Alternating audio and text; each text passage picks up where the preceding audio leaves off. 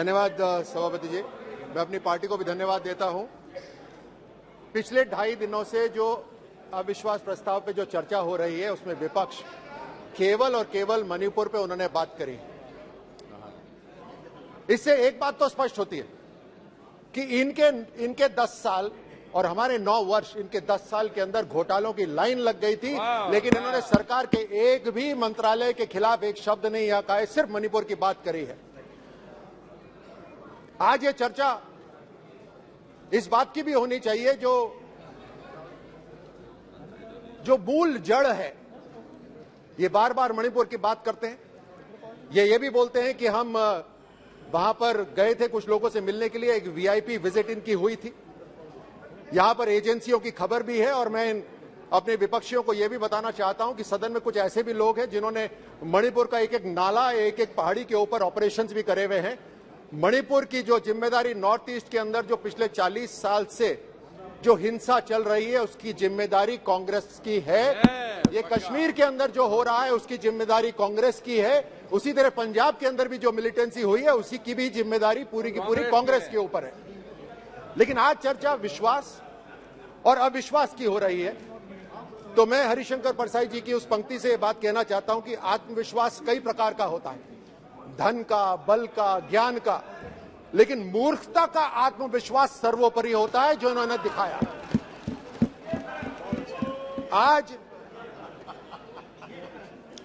आज इसी मूर्खता का अविश्वास इन्होंने दिखाया है मोदी सरकार के खिलाफ अविश्वास प्रस्ताव लाकर।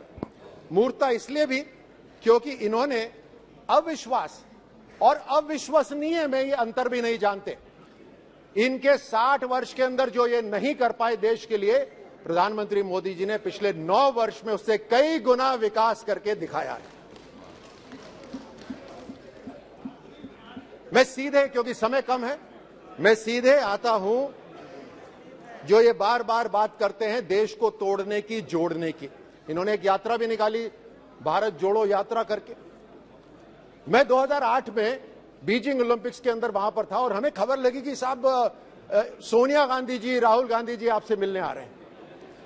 ये हमसे मिलने वहां पर नहीं आए थे और ना ही कोई मुलाकात हुई, क्योंकि इनकी थालियां तो कम्युनिस्ट पार्टी ऑफ चाइना ने बिछा रखी थी। इनकी मुलाकात कम्युनिस्ट पार्टी ऑफ चाइना से हुई। ये रिमोट कंट्रोल से सरकार चलाते थे। अगर कोई सैनिक ये कार्रवाई करे तो उसके खिलाफ गद्दारी का मुकदमा चलता है। ये उस समय सरकार चला रहे थे।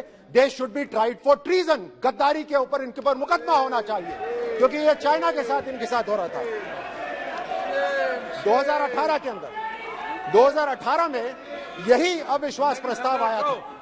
उस अविश्वास प्रस्ताव के अंदर जैसे इस बार राहुल गांधी ने चिल्ला चिल्लाकर यहां पर बात रखी, उसी तरह उस समय भी इन्होंने जोर जोर से कहा कि हिंदुस्तान पहली बार इतिहास के अंदर असुरक्षित है। ये बात बार बार कही कि हिंदुस्तान पहली बार इतिहास में असुरक्षित है। हिंदुस्तान के लिए तो वो लागू नहीं हुआ, लेकिन राजस्थान के लिए वो जरूर लागू हो गया। राजस्थान आज इतिहास में पहली बार असुरक्षित है, अपराधों में नंबर 1 है, भ्रष्टाचार में आज नंबर 1 है। यहां पर खड़े होकर बड़े इमोशनल तरीके से राहुल गांधी बोल रहे थे, मैं जा रहा था, मेरी जुबान भी नहीं खुल रही थी, वो महिला आई, उसने ऐसे पूरी रात अपने बच्चे के साथ बिताई। राजस्थान को भूल गए बिल्कुल। वहां से तो यात्रा भी निकाली थी।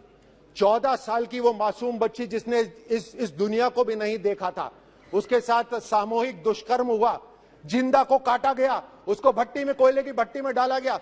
लेकिन इनकी तरफ से एक ट्वीट नहीं, एक कोई शब्द नहीं। ये शर्म आनी चाहिए इनको। डूंगर पर कम नहीं है, डूंगरपुर के अंदर एक 9वीं क्लास की शिक्षक के साथ 5 लोगों ने दुष्कर्म करा, लेकिन इनके जू भी नहीं रखती। करौली के अंदर एक 21 साल की लड़की, आप बात करते हैं अगर इमोशन, अगर आप किसी के पिता है तो इस बात को समझिए, 21 साल की लड़की को पहले अगवा करा गया।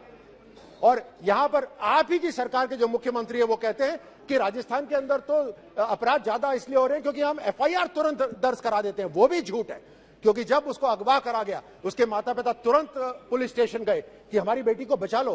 कोई एफआईआर नहीं हुई, उन्हें धक्के मार के बाहर निकाला गया। अगले दिन उसके साथ दुष्कर्म हुआ, उसको गोली मारी गई, और गोली से नहीं मरी तो उसके ऊपर एसिड फेंका गया, एसिड से नहीं मरी तो उसको कुएं में डाला गया। शर्म आनी चाहिए इनको। यहां पर इनकी यहां पर बात खत्म नहीं होती, यहां बात खत्म नहीं होती। इनके मुख्यमंत्री कहते हैं, इनकी पार्टी के ये इतनी जो संवेदनशीलता दिखा रहे हैं कि ढोंग रच रहे हैं, इनके मुख्यमंत्री कहते हैं ये जितने भी रेप विक्टिम्स हैं आधे तो झूठ हैं, ये इनके मुख्यमंत्री कहते हैं। वो बोलते हैं बाकी आधे जो हैं वो उनके रिश्तेदारों ने कराए, यानी पीड़िता के ऊपर एक और आरोप लगा दो झूठ बोलने का। यही नहीं, इनके मंत्री सदन के अंदर खड़े होकर ये बोलते हैं कि हाँ राजस्थान रेप्स में नंबर 1 है, और फिर मुड़ के बोलते हैं क्योंकि राजस्थान मर्दों का प्रदेश है, और उसमें उनके विधायक ठहाके लगा के हंसते हैं। ये है कांग्रेस का असली चेहरा। ये 17 बलात्कार हर रोज राजस्थान के अंदर होते हैं, 7 हत्याएं हर रोज होती हैं। आप कहां मणिपुर की बात कर रहे हैं? आप ही के मंत्री ने वहां सदन में खड़े होकर यह बोला कि मणिपुर की तरफ नहीं, अपने गरेबान में झांकिए। उसका मंत्री पद छीन लिया गया, उसको वहां सदन में मारा गया। ये इनकी असलियत है कांग्रेस की।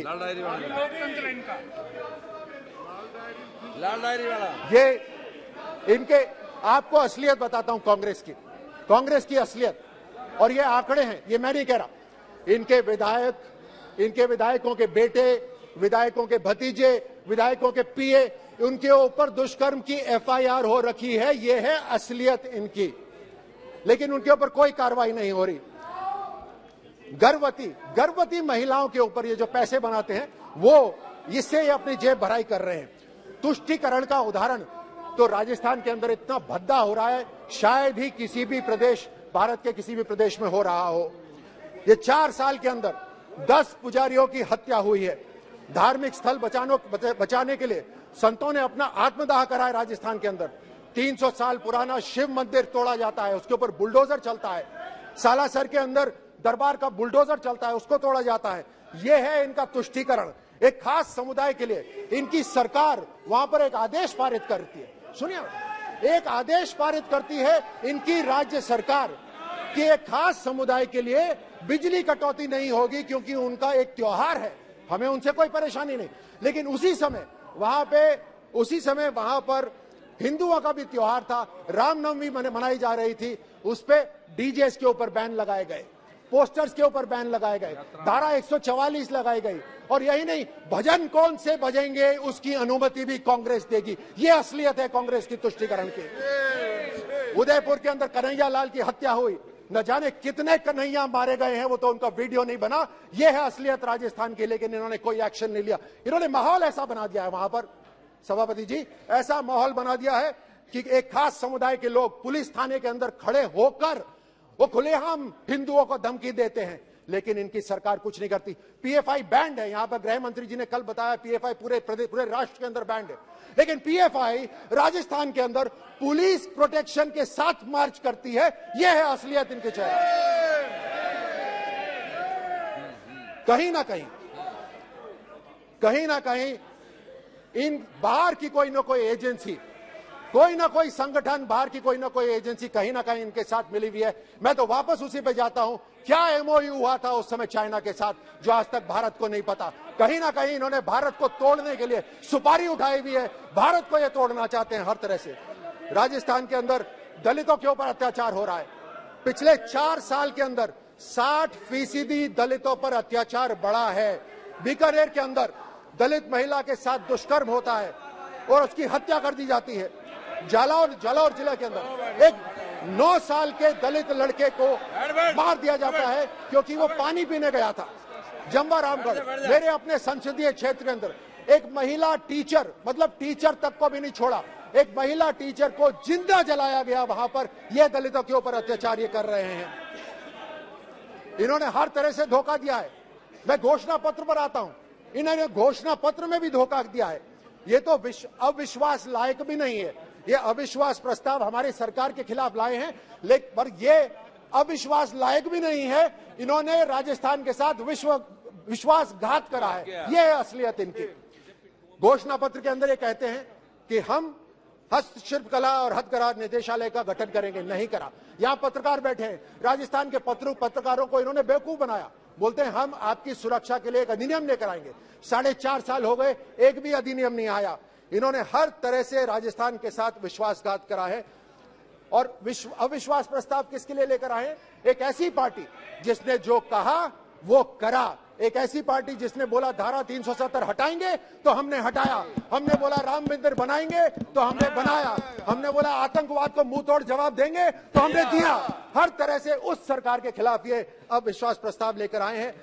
मैं इनसे आग्रह करता हूं अगली बार यह घोषणा पत्र दें तो उसमें एक स्टार लगाएं, वो स्टार लगा के बोले टर्म्स एंड कंडीशंस अप्लाई, क्योंकि ये झूठ बोलते हैं, झूठ बोलने वाले। मैं अभी खत्म करता हूं, अपनी बात खत्म करता हूं ये कहकर कि जब जीत न सके बाजी वे हाथ मलने लगे, जब जीत न सके बाजी वो हाथ मलने लगे।